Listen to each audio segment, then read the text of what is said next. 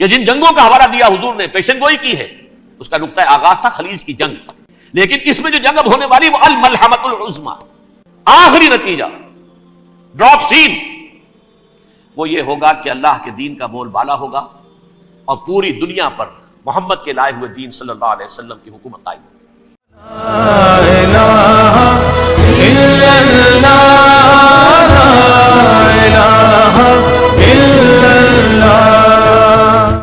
اللہ تعالیٰ کر سکتا ہے، کوئی مشکل نہیں، وہ اعلیٰ کل شیء قدیر، اسے ہر شے کی قدرت حاصل ہے۔ لیکن اصل بات جو ہے میں آپ کو بتانا چاہتا ہوں، یہ ہے سائیڈ ایشو، اصل ایشو ہے فلسطین کا جو شروع ہونے والا ہے، بھٹی دہکے گی وہاں۔ ظاہر بات ہے کہ اگر کوئی بہت بڑا اقدام ہو جاتا ہے فلسطینیوں کے خلاف، اور اگر واقعتاً مسجد اقصیٰ اور حکومت الصحرا گرا دیے جاتے ہیں تو طوفان اٹھے گا عالم عرب میں۔ یہ حسنی مبارک ہو یا شاہ خالد ہو یا کوئی اور، یہ نہیں روک سکتے اس طوفان کو۔ نوجوان خون اٹھے گا، غیرت اور جو بھی حمیت ہے۔ مسلمان ان پڑھ سے ان پڑھ اور بالکل بے دین، وہ بھی مسجد کی حرمت پر کٹ مرنے کو تیار ہو جاتا ہے۔ مسجد تو بنا دی شب بھر میں ایمان کی حرارت والوں نے، من اپنا پرانا پاپی ہے، برسوں میں نماز ہی بننا سکا۔ وہ چاہے کانپور کی مسجد سے مسلمانوں نے جانے دی ہے، چاہے وہ شہید گنج کی مسجد کی مسلمانوں نے جانے دی ہے، چاہے نماز نہ پڑھتے ہو، لیکن یہ جو حرمت اور یہ جو حمیت اور یہ غیرت ہے، اس سے جو طوفان اٹھے گا یہ ہوگا اس ملحمۃ العظمی، اس کی طرف پیش رفت ہو رہی۔ کتاب الملاحم سے احادیث کے حوالے سے یہ جن جنگوں کا حوالہ دیا حضور نے، پیشن گوئی کی ہے، اس کا نقطہ آغاز تھا خلیج کی جنگ۔ صدام حسین نے اسے کہا تھا یہ مدر آف وارز ہے، ام المحارب، یہ ایک جنگ نہیں ہے۔ اس کا نقشہ بھی حدیث میں موجود ہے، پیشن گوئی موجود تھی، اس وقت بھی ہم نے شائع کی تھی۔ لیکن اس میں جو جنگ اب ہونے والی وہ الملحمۃ العظمی۔ ملحمہ کسے کہتے ہیں؟ لحم، گوشت کو کہتے ہیں، اور قصائی کی دکان کو عربی میں ملحم کہتے ہیں، جہاں گوشت کے ٹکڑے کیے جاتے ہیں۔ آج کل مشینوں سے ہوتے ہیں، اب جو ہے وہ ہاتھ سے چھریوں سے نہیں ہوتے، لیکن ٹکڑے ہو رہے ہوتے ہیں، جسموں کے چیتھڑے اڑ رہے ہوتے ہیں۔ ملحمہ، یہی لفظ استعمال کیا تھا حضرت سعد ابن عبادہ نے رضی اللہ تعالی عنہ یوم فتح مکہ۔ ان کے دل میں تھا کہ اب ہم انتقام لیں گے ان عربوں سے، ان قریش سے۔ الیوم یوم الملحمہ، الیوم یوم الملحمہ، یہ کہتے ہوئے جا رہے تھے، ایک خاص کیفیت، آج ہے گوشت کے ٹکڑے اڑانے کا دن۔ حضور سے کہا کسی نے جا کر کے صاحب تو یہ کہہ رہے ہیں الیوم یوم الملحمہ، الیوم یوم الملحمہ۔ حضور نے فرمایا نہیں، ان سے کہو جا کر الیوم یوم المرحمہ، الیوم یوم المرحمہ، آج رحمت کا دن ہے، آج تو میں ان سب کو معاف کروں گا۔ لا تثریب علیکم اليوم، میں تم سے وہی بات کہہ رہا ہوں جو میرے بھائی یوسف نے کہی تھی اپنے بھائیوں سے، اذهبوا فانتم الطلقاء، جاؤ تم سب کے سب آزاد۔ وہ ملحمہ ہے جس کو کہ حضور نے حضرت معاذ بن جبل رضی اللہ تعالیٰ عنہ کی روایت ہے، اس میں سے جو ابو داؤد میں روایت آئی ہے، اس میں الملحمۃ العظمی، عظمی مؤنث ہے اعظم کا۔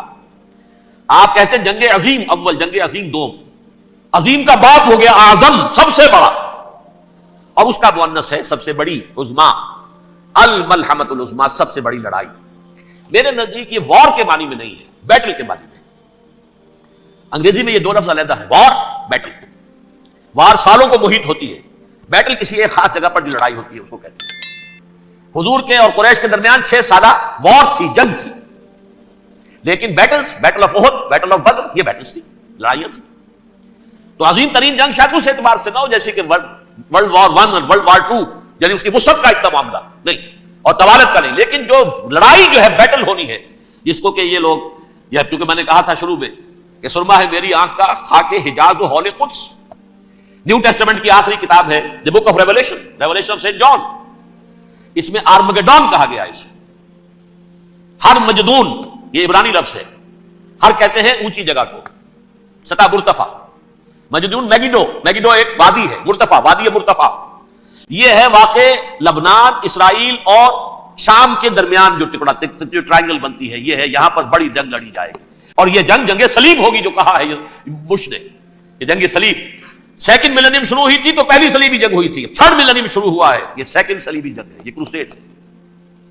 اور میں اس مرتبہ امریکہ گیا تھا تو پہلی مرتبہ مجھے وہاں ایک رسالہ ملا ٹرمپٹ نام کا، یہ امریکہ کے جو بہت ایکسٹریمسٹ قسم کے پروٹیسٹنٹس ہیں، یہ ان کا رسالہ ہے، اور ان کے بارے میں اب کہا جا رہا ہے وہ کرسچین زائنسٹ ہیں۔ آپ شاید پہلی مرتبہ یہ لفظ سن رہے ہو، زائنسٹ تو ہم سمجھتے ہیں یہودیوں کو، کرسچن زائنسٹ وہ ہیں جو ہیں تو عیسائی پروٹیسٹنٹس ہیں، لیکن اسرائیل کے وہ حمایتی یہودیوں سے بڑھ کر ہیں۔ یہ میری کسی پہلی تقریر میں شاید بہت سے حضرات کو یاد آ جائے، میں نے کہا تھا 4 سال پہلے ہمارا تنظیم اسلامی کا ایک کنونشن ہوا تھا ہیوسٹن میں، امریکہ کا جنوبی علاقے کا شہر ہے۔ ایک سیشن اس میں ہم نے رکھا تھا انٹرفیتھ، ایک عیسائی کو بلایا تھا، ایک یہودی بہت بڑا وہاں کا عالم ہے اس کو بلایا تھا۔ اس یہودی عالم نے ڈاکٹر وشوگراٹ، جو وہاں کی یونیورسٹی میں پروفیسر ایمیریٹس ہے، اس نے کہا تھا کہ یہ اسرائیل کو تو سپورٹ کر رہے ہیں عیسائی، ہم تو نہیں کر رہے۔ جو پریکٹسنگ یہودی ہیں وہ زیادہ اسرائیل کے حق میں نہیں تھے، یہ تو سن 67 کے بعد انہوں نے اسرائیل کو تسلیم کیا ہے، وہ تو منتظر کریں گے۔ وہ امام خمینی نے کہا بھائی جب وہ آئیں گے آ جائیں گے، لیکن ہم کچھ راستہ کے لیے زائنسٹ نے آگے بڑھ کر ریاست قائم کر لی، اور جب یروشلم پر بھی پورا قبضہ کر لیا تب جو ہے در حقیقت مذہبی یہودی جو ہے پھر انہوں نے اپنایا ہے، اون کیا ہے، اور نئے سیٹلمنٹس جو بھی بنے ہیں وہاں پر اسرائیل میں، اس میں اکثر و بیشتر مذہبی یہودی آیا، اور بروکلن کے علاقے سے سب سے بڑھ کر آئے ہیں، جو امریکہ میں نیو یارک کا ایک جنوبی علاقہ ہے، بہت بڑا یہودیوں کا بہت بڑا گڑھ ہے۔ نیو یارک کو جیو یارک بھی کہا جاتا ہے، وہ تو اصل میں مرکز جو ہے وہ تو یہودیوں کا ہے۔ اس حوالے سے وہاں پر جو کرسچن زائنسٹ کہلاتے ہیں وہ اسرائیل کے یہودیوں سے بھی بڑھ کر کہیں سپورٹر ہیں۔ بہرحال اس دوسری صلیبی جنگ کا معاملہ جو میں کہہ رہا تھا، ٹرمپٹ نامی رسالہ، اس کا ایک مضمون ہے دی لاسٹ کروسیڈ۔ اب یہ آخری کروسیڈ ہے جو شروع ہونے والا ہے۔ میں تو حیران ہوں کس قدر کھل کے وہ باتیں کرتے ہیں۔ رومن کیتھولکس کو وہ کہتے ہیں کہ یہ شیطان ہے، یہ پوپ شیطان ہے، یہ یورپ کو اس نے جمع کیا ہے کرسچینٹی کی بنیاد پر، اور اس میں زیادہ تر کیتھولکس ہیں۔ آپ کو معلوم ہے برطانیہ بڑی مشکل سے شامل ہوا ان کے ساتھ، اس لیے کہ وہ پروٹیسٹنٹ کا سردار تھا، ابھی پوری طرح نہیں ہے۔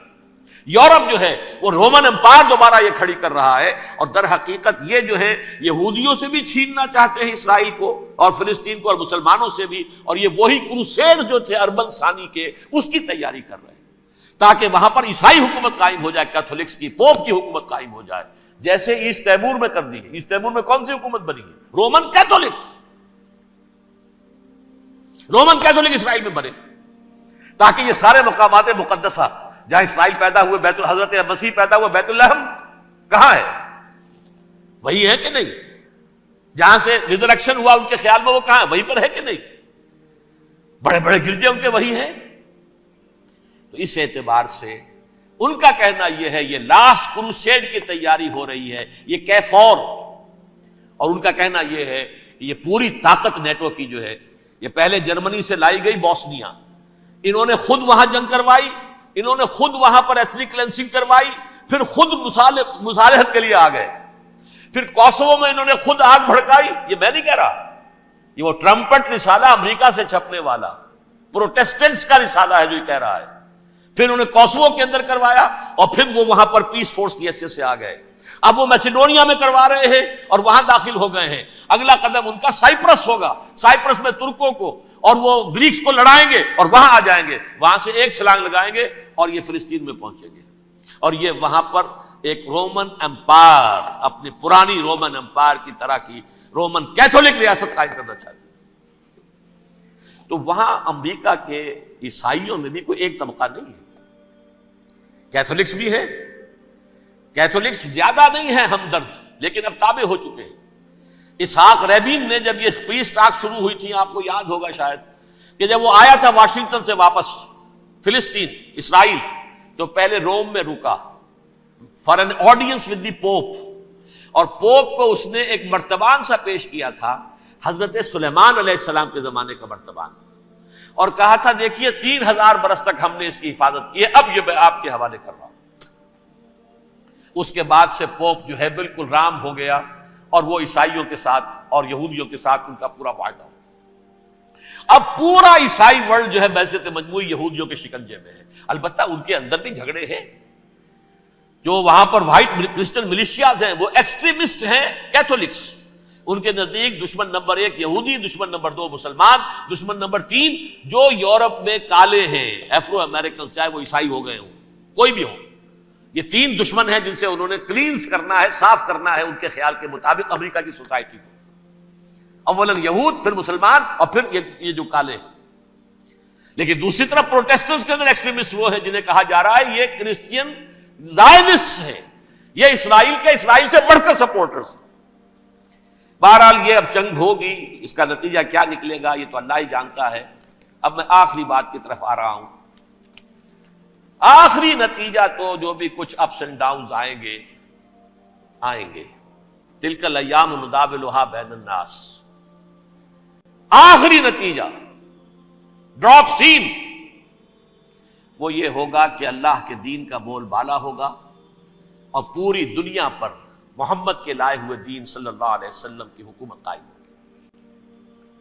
وہ گویا قیامت کی تمہید ہوگی، اس کے بعد بس قیامت آئے گی، کیونکہ مقصد کائنات، تخلیق کائنات پورا ہو جائے گا۔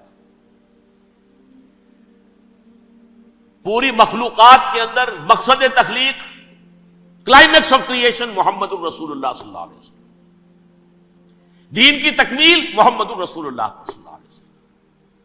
اور اس خلافت عرضی کے لیے جو حضرت آدم کو خلافت دی گئی تھی، جب اس میں وہ خلافت پوری دنیا پر قائم ہو جائے گی، اس کا مقصد پورا ہو جائے گا، and that will be the beginning of the end. اس کے بعد قیامت ہے۔ آخری نتیجہ تو یہ نکلنا ہے۔ اس سے پہلے سزائیں ہمیں بھی مل رہی ہیں، اور یہاں میں کانٹے کی بات جو چھوڑ گیا تھا اس کو بیان کر دوں۔ اللہ نے اس مغضوب علیہم قوم کو، اس ملعون قوم کو کیوں اب تک چھوٹ دیے رکھی؟ میں بتا چکا ہوں یہ بڑے عذاب کے مستحق ہو چکے تھے حضرت عیسیٰ علیہ السلام کے زمانے میں، چھوٹ دی ہے، ابھی تک ہے، بلکہ ایک مرتبہ ابھارا ہے۔ 1900 برس کے بعد ابھرے ہیں یہ، بالفور ڈیکلریشن 1917، سن 70 عیسوی کے بعد، تقریباً 1900 برس، 1850 برس تو ہے کم سے کم۔ پھر creation of Israel 1948، 1967 extension of Israel, یروشلم پر قبضہ۔ یہ سارا جو ہے کیوں ہے؟ اللہ تعالیٰ اس خیر امت محمد صلی اللہ علیہ وسلم، اس کے بہترین حصے کو سزا ان ملعونوں کے ہاتھوں دے رہا ہے۔ کیوں؟ جو جرم انہوں نے کیا تھا وہی ہم نے کیا۔ انہوں نے اللہ کی کتاب کو پیٹھ کے پیچھے پھینکا، نبذ فریق من الذین اوتوا الکتاب کتاب اللہ وراء ظہورہم، ہم نے اپنی پیٹھوں کے پیچھے پھینکا کہ نہیں؟ کولونیل رول سے آزاد ہوئے، کہیں اسلامی قانون نافذ کیا، کہیں اسلامی نظام قائم کیا؟ تو جو جرم ان کا تھا وہی ہمارا ہے، اور ہم خیر امت ہیں، اور ہمارے میں سے خیر ترین عرب ہے، ان پر اللہ کا فضل، ان کی مادری زبان میں اللہ کی کتاب موجود ہے۔ پھر انہوں نے اللہ کے دین کو پیٹھ دکھائی۔ جو ملک آزاد ہوا کولونیل رول سے، یا اس نے قبلہ کر لیا اپنا ماسکو کی طرف، یا کر لیا واشنگٹن کی طرف۔ کسی نے مکے کو قبلہ بنایا، یہ بدترین سزا ہے۔ ویل للعرب من شر قد اقترب۔ اور ترمذی شریف میں تو یہاں تک روایت ہے، من اقتراب الساعۃ ہلاک العرب، قیامت کے قرب کی ایک نشانی یہ بھی ہوگی کہ عرب ہلاک ہو جائیں گے۔ ایک حدیث میں الفاظ آتے ہیں کہ حضور نے جب کہا یہ ہوگا یہ ہوگا یہ ہوگا، یہ بربادی آئے گی، تو کسی زوجہ محترمہ نام میں بھول رہا ہوں، انہوں نے پوچھا کہ عرب اس دن کہاں ہوں گے؟ فرمایا العرب یومئذ قلیل، بہت کم۔ آخری خاتمہ ہونا ہے یہود کا حضرت مسیح علیہ السلام کے ہاتھوں۔ وہ عذاب جو 2000 برس تک ان سے ٹلا رہا وہ آئے گا، اور ان کے رسول ہی کے ہاتھوں آئے گا۔ لیکن اس سے پہلے مسلمانوں پر یہ عذاب آ رہا ہے، ہولوکاسٹ کے درجے کا عذاب آ رہا ہے۔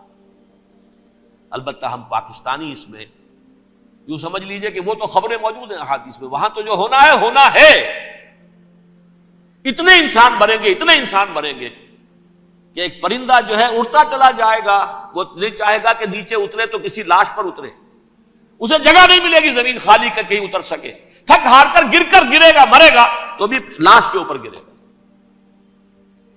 یہ الفاظ ہے حضور صلی اللہ علیہ وسلم. الملحمۃ العظمی الملحمۃ الکبریٰ. یہ لاسٹ کروسیڈ ٹرمپٹ اخبار نے، میں اس کا فوٹو اسٹیٹ بھی کبھی آپ کو دکھا دوں، ویسے میرے ساتھ ہے وہ رسالہ ٹرمپٹ. دی لاسٹ کروسیڈ اس کی تیاری ہو رہی ہے. وہ الملحمۃ العظمی اور ملحمۃ الکبریٰ جو ہے وہ آنے والی ہے. ابن ماجہ میں کبریٰ کہا ہے، اکبر کا مؤنث کبریٰ، ملحمہ